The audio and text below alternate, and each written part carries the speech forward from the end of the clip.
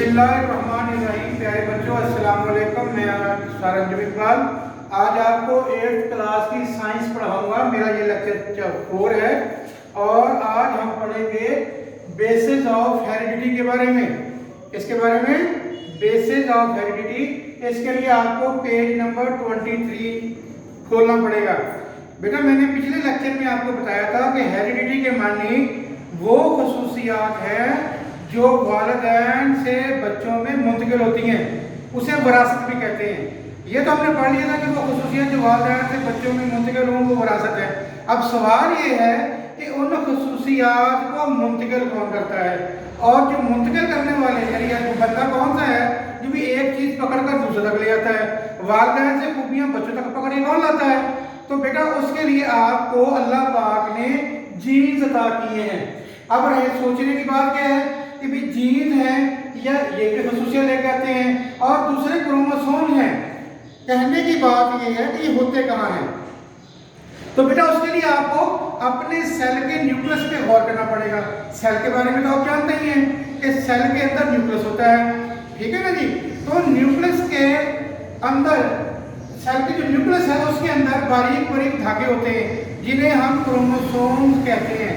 Cell के nucleus के अंदर बारीक बारीक धागे होते हैं जिन्हें हम क्रोमोसोम कहते हैं। चलो मैं अब आपको बना के दिखाता हूँ। ये बेटा सेल की सबसे बाहर सेल मेम्ब्रेन है, ये सेंट्रल पार्ट है उसका न्यूक्लियस। क्या नाम है इसका? न्यूक्लियस। और इस न्यूक्लियस के अंदर वो बारीक बारीक धागे होते हैं जिन्हें हम क्रोमोसोम्स कहते हैं। क्या कहते हैं इन्हें? क्रोमोसोम्स। ये क्रोमोसोम्स ही हैं जो वालिदैन से बच्चों में मुंतकिल होते हैं, ठीक है। जब ये क्रोमोसोम हमारे अंदर आते हैं तो इन्हीं क्रोमोसोम के ऊपर जीन्स होते हैं। ये जीन जो है हमारे, जैसे जीन हमारे पास वालिदैन से आएंगे वैसे ही खूबियां भी हमारे पास आएंगी।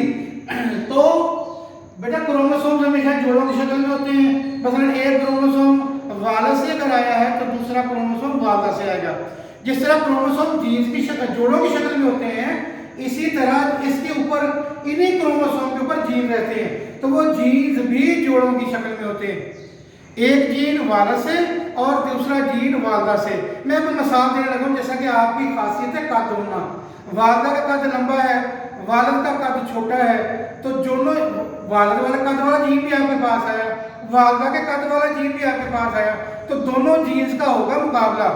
जो डोमिनेंट हो जाएगा वैसे ही आपका कद हो जाएगा। मतलब वालिदा और वालिद के जीन का मुकाबला हुआ। फर्ज करें कि वालिद का जीन डोमिनेंट हो गया तो आपका कद जो है वो छोटा रह जाएगा, क्योंकि वालिद का कद छोटा था तो उसके अंदर से छोटे कद वाला जीन आया और तो आपका कद भी छोटा रह गया। तो साबित ये हुआ कि विरासत के जिम्मेदार ऐसा जो है वो जीन है और उनको लाने वाले क्रोमोसोम हैं, और क्रोमोसोम सेल्स के न्यूक्लियस में पाए जाते हैं। तो इस सारे टॉपिक जो मैंने आपको समझाया है अब हम उसकी रीडिंग करेंगे। उसके लिए आपको पेज नंबर 23 खोलना है। तो बेटा, ये देखें आपके सामने आपका पेज नंबर 23 बुक का मैंने खोला है। तो अब हम टॉपिक पे जा रहे हैं। उसका नाम है बेसिस ऑफ हेरिडिटी। नज़र आ गया होगा, मैं उसको अंडरलाइन भी कर रहा हूँ। तो कहता है कि basic physical and functional unit of heredity is called gene, कि विरासत का जो बुनियादी जुज़ है वो जीन है। अब जीन क्या है? कहता है gene act as instruction. Gene दरअसल हदायत का वो मजमुआ है। Make molecule call protein. जो आपके जिस्म में जब जीन्स आते हैं तो उसका काम आकर आपके अंदर प्रोटीन बनाना है। Gene occur in pair. Gene जोड़ों की शक्ल में होते हैं। Every heredity character in the organism. कोई भी जो विरासती खसूसियत है जो आपके अंदर है, मसलन आपका कद है, आपका कद ड्वार्फिज्म बोना कद है, बालों आँखों की रंगत है वगैरह वगैरह, is controlled by a pair of genes. उन्हें जीन्स का जोड़ा जो है वो कंट्रोल करता है, ठीक है जी। तो यहाँ तक करने के बाद अब आपने चले जाना है क्रोमोसोम्स के ऊपर। Chromosome are thread like structure. जैसा कि मैंने बताया था कि क्रोमोसोम जो हैं वो क्या है बेटा? पतले पतले धागे होते हैं, फाउंड इन द न्यूक्लियस, जो आपके सेल के न्यूक्लियस में पाए जाते हैं। They appear as distinct structure only during cell division. जब सेल तकसीम हो रहा होता है, यानी जब मिटोसिस या मियोसिस कर रहा होता है, उसी वक्त आपको ये नज़र आएंगे। A typical chromosome consist of 2 arm, her chromosome के 2 धागे होते हैं। मैं आपके सामने एक क्रोमोसोम नीचे बुक पे बना के दिखाता हूँ। इस तरह के 2 धागे होते हैं क्रोमोसोम के। इस धागे को भी क्रोमोटिड कहते हैं, इस धागे को भी क्रोमोटिड कहते हैं। और ये दोनों धागे एक दरमियान में जुड़े होते हैं जिसे सेंट्रोमियर कहते हैं। आर कॉल्ड क्रोमोटिड, ये दोनों धागे क्रोमोटिड हैं which are attached to same part called centromere. और ये दोनों धागे दरमियान में एक नुक्ते पे जुड़े हुए हैं जिसे सेंट्रोमियर कहते हैं। यहाँ तक करने के बाद अब हम पेज अगले पे जाएंगे, तो आप भी मेरे साथ मिलके अगला पेज खोल लें। ये देखिए मैंने अगला पेज खोल लिया है। तो कहता है कि the number of chromosomes is specific, हर जानदार में क्रोमोसोम की तादाद मखसूस है, एंड कांस्टेंट, और वो कभी भी नहीं बदलती, for every kind of organism, किसी भी जानदार में। जैसे हमारे या किसी भी जानदार में क्रोमोसोम की तादाद मखसूस होती है।